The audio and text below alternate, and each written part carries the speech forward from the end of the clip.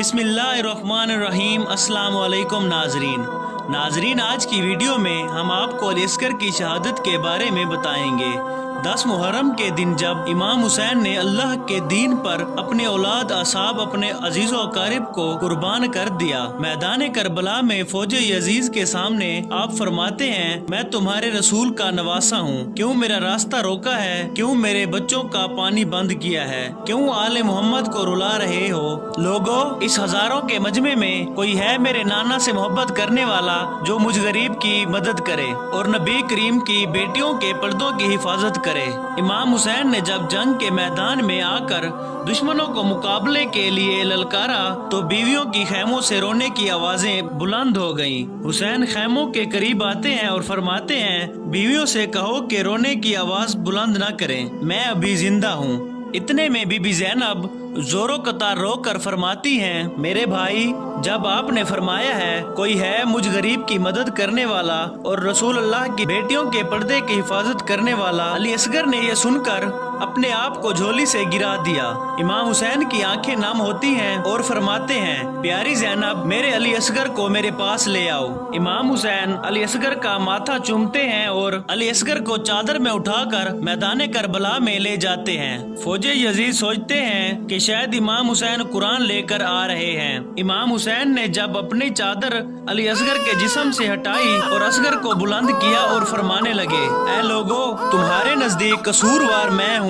इस 6 माह के बच्चे का क्या कसूर है? 3 दिन से पानी ना मिलने की वजह से इसकी माँ का दूध खुश्क हो गया है, इसे कुछ बूंद पानी पिलाओ। फौजे यजीद जोर जोर से हंसने लगी और कहने लगी, ऐ हुसैन, पानी तुम खुद पीना चाहते हो और नाम बच्चे का लेते हो। अगर तेरा बच्चा वाकई में प्यासा है तो उसे कहो खुद पानी मांगे। इमाम हुसैन ने अली असगर को देखा और आंखों आंखों में फरमाया, ऐ अली असगर, आज अपने नाना की उम्मत से पानी मांगो। बस जैसे ही इमाम हुसैन ने फरमाया, अली असगर के लब हिलने लगे और तमाम फौज को देखकर अली असगर फरमाने लगे, ऐ जालमो, 3 दिन से प्यासा हूँ, तुम्हारे रसूल का खून मेरी रगों में बहता है, मुझे पानी दे दो। बस जैसे ही अली असगर ने पानी मांगा, यजीज की फौज में रक्त तारी हो गई। कोई मुंह छुपाकर रोने लगा तो कोई ये मंजर देख ना पाया। तो उमर बिन साद ने फौरन हुरमला से कहा, ऐ हुरमला, फौरन इस बच्चे को चुप कराओ वरना फौज में बगावत हो जाएगी।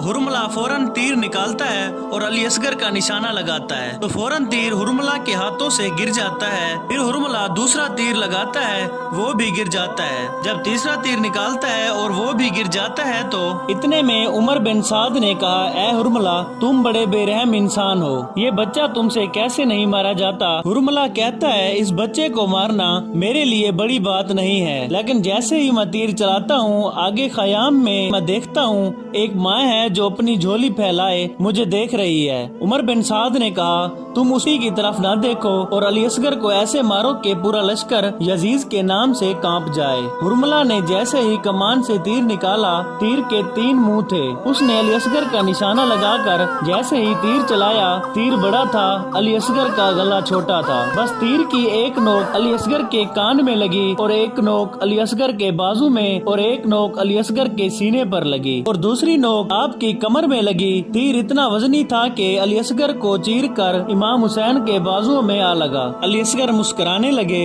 इमाम हुसैन ने अपने बच्चे को देखा, आपके जिस्म मुबारक से कुछ माँ का दूध निकला और कुछ खून निकला। इमाम हुसैन ने चाह के वो खून आसमान की तरफ फेंके। आसमान रोते हुए कहने लगा, हुसैन, इस खून नाहक को मेरी तरफ न फेंके वरना पानी की एक बूंद भी कयामत तक न बरसा पाऊंगा। फिर इमाम हुसैन ने सोचा कि इस खून को जमीन पर डाल दूं। जमीन तड़प कर कहने लगी, ऐ इमाम हुसैन, अगर आपने इस नाहक खून का एक कतरा भी मुझ पर गिराया तो मैं क़यामत तक अनाज नहीं उगाऊंगी।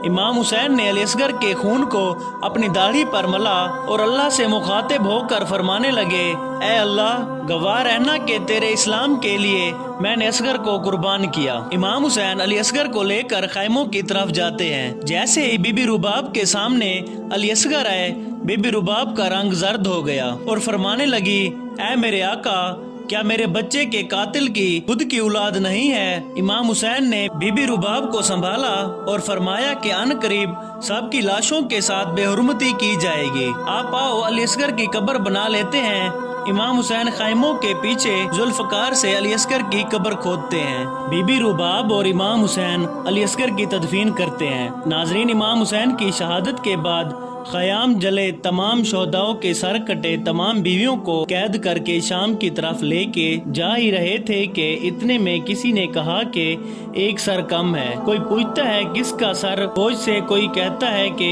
एक बच्चे का सर कम है जिसको हुसैन पानी पिलाने के लिए मैदान में लाए थे और हमने तीर मारकर शहीद कर दिया। शिमर कहता है, हाँ ढूंढो, यही कहीं हुसैन ने तदफीन किया होगा। बस तमाम घोड़े सवार हाथों में नेज़े लेकर करबला की जमीन पर मारने लगे ताकि कहीं से अली अस्गर को ढूंढा जा सके। बस एक नेजा जमीन पर लगा था, जैसे ही वो नेजा बाहर आया अली अस्गर का सर भी उस नेजे के साथ आ गया। ये मंजर देखकर फौजी यजीद जोर जोर से हंसने लगी और कहने लगी, उसका भी सर काटो और जिस्म को यहीं फेंक दो। फिर अली अस्गर के सर को काटा गया और जिस्म को जमीन करबला पर फेंक दिया गया। पर जैसे ही अली अस्गर के जिस्म मुबारक को दूर से बीबी रुबाब ने देखा तो अल्लाह के रसूल से मुखातिब होकर फरमाने लगी, या रसूल अल्लाह सल्लल्लाहु अलैहि वसल्लम, आपकी उम्मत ने हम पे क्या क्या जुल्म नहीं किए, लेकिन इस्लाम की बका के लिए जैसे भी हम पर तकलीफ हो मंजूर है, मगर जब तक ये रुबाब जिंदा रहेगी न ठंडा पानी पिएगी न साये में बैठेगी। सलाम हो इमाम हुसैन पर और सलाम हो इमाम हुसैन की आल पर।